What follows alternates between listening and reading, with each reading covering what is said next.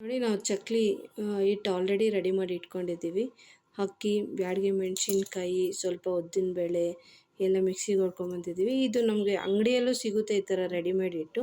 ಅದು ತಗೊಂಬಿಟ್ಟು ನೀವು ಮಾಡಿದ್ರೆ ತುಂಬ ಈಸಿ ಆಗುತ್ತೆ. ಈಗ ಹಿಟ್ಟು ಚಕ್ಲಿಗೆ ಹಿಟ್ಟು ರೆಡಿ ಮಾಡ್ಕೊಳ್ಳೋಣ. ಹಿಟ್ಟು ಸ್ವಲ್ಪ ಹಾಕ್ಕೊಂಡು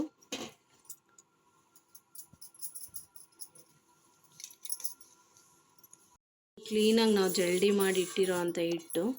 ನಾವು ಆಲ್ರೆಡಿ ರೆಡಿ ಮಾಡಿ ಇಟ್ಟಿದ್ವಿ ಬೆಳಗ್ಗೆ ಜಲ್ದಿ ಮಾಡೋಣ ಅಂತ. ಸೊ ಆಲ್ರೆಡಿ ಜಲ್ಡಿ ಎಲ್ಲ ಹಿಡ್ದಿಟ್ಟೈತೆ, ಉಪ್ಪು ಎಲ್ಲ ಹಾಕೈತೆ. ಇದಕ್ಕೆ ಎಲ್ಲ ಮಿಷಿನ್ ಮಾಡೋವಾಗೇ ಎಲ್ಲ ಹಾಕ್ಬಿಟ್ಟಿದ್ದೀವಿ, ಉಪ್ಪು, ಖಾರ ಪುಡಿ. ನಿಮ್ಗೆ ಬೇಕಾದರೆ ಈಗ ಸ್ವಲ್ಪ ಆಮೇಲೆ ಹಾಕ್ಕೋಬೋದು. ಆಮೇಲೆ ನಿಮಗೆ ಕಲರು ಎಷ್ಟೊಂದು ಸರಿ ನೀವು ರೋಸ್ಟ್ ಮಾಡ್ತಿದ್ದ ಕಲರ್ ಡಾರ್ಕ್ ಆಗಿಬಿಡುತ್ತಲ್ವ, ಆಗ ಗಂಧಿಗೆ ಅಂಗಡಿಯಲ್ಲಿ ಮೈಲಾರ್ ಪುಡಿ ಅಂತ ಒಂದು ಸಿಗುತ್ತೆ. ಅದನ್ನು ಯೂಸ್ ಮಾಡಿದ್ರೆ ನೀವು ಕಲರ್ ತುಂಬ ಚೆನ್ನಾಗಿರುತ್ತೆ, ಅಂದರೆ ಸೀದೋಗ್ದಿರ ಚೆನ್ನಾಗಿರುತ್ತೆ ನೋಡೋದಕ್ಕೆ. ನಾನೀಗ ಅಮೂಲ್ ಬಟರ್ ಒಂದು 2 ಪ್ಯಾಕೆಟ್ ಹಾಕ್ಕೊಂಡಿದ್ದೀನಿ, ಚಿಕ್ಕ ಪ್ಯಾಕೆಟ್ಸ್, ಮಿನಿ ಪ್ಯಾಕೆಟ್ಸು. ಆಮೇಲೆ ಇದಕ್ಕೆ ಸ್ವಲ್ಪ ಕಾಯಿಸಿರೋ ಎಣ್ಣೆ ಹಾಕ್ಕೋಬೇಕು. ಎಣ್ಣೆ ಕಾಯಕ್ಕಿಟ್ಟಿದ್ದೀನಿ, ಅದು ಸ್ವಲ್ಪ ತಣ್ಣಗೆ ಹಾಕಬೇಕು. ಆಮೇಲೆ ಉಗುರು ಬೆಚ್ಚಗಿರೋ ನೀರಲ್ಲಿ ಕಲಿಸ್ಕೊಂಡ್ರೆ ಚೆನ್ನಾಗಿರುತ್ತೆ.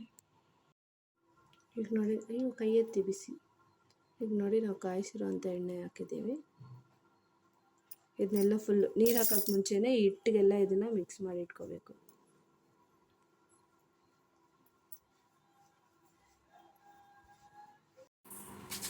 ನೋಡಿ ಈ ಥರ ಕನ್ಸಿಸ್ಟೆನ್ಸಿ ಬರೋವರೆಗೂ ನಾನು ಕಲಸಿಟ್ಕೊಂಡಿದ್ದೀನಿ ಚಕ್ಲಿ ಹಿಟ್ಟನ್ನ. ನಿಮ್ಗೇನಾದರೂ ಸ್ವಲ್ಪ ಜಾಸ್ತಿ ನೀರೆಲ್ಲ ಹಾಕ್ಬಿಟ್ರೆ ನೀವು ಬೇಕಾದರೆ ಸ್ವಲ್ಪ ಕಡಲೆ ಹಿಟ್ಟು ಹಾಕ್ಕೋಬೋದು, ಇಲ್ಲ ಸ್ವಲ್ಪ ಅಕ್ಕಿ ಹಿಟ್ಟು ಹಾಕ್ಕೋಬೋದು. ಈ ಥರ ಮೆತ್ತಗಿದ್ರೆ ನಮಗೆ ಆ ಮಿಷಿನ್ ಒಳಗಡೆ ಹಾಕಿದ್ರೆ ಕ್ಲೀನಾಗಿ ಬರುತ್ತೆ ನೈಸಾಗಿ. ನಮಗೆ ಚಕ್ಲಿ ಶೇಪ್ ಮಾಡೋಂಥ ಮಿಷಿನ್ ಅಂಗಡಿಯಲ್ಲಿ ತರುತ್ತೆ, ಅದನ್ನ ತಗೊಂಬಂದು ನಾವು ಶೇಪ್ ಮಾಡ್ಕೊಂಡು ಎಣ್ಣೆಗೆ ಬಿಟ್ಟಿದ್ದೀವಿ. ಲಾಸ್ಟಲ್ಲಿ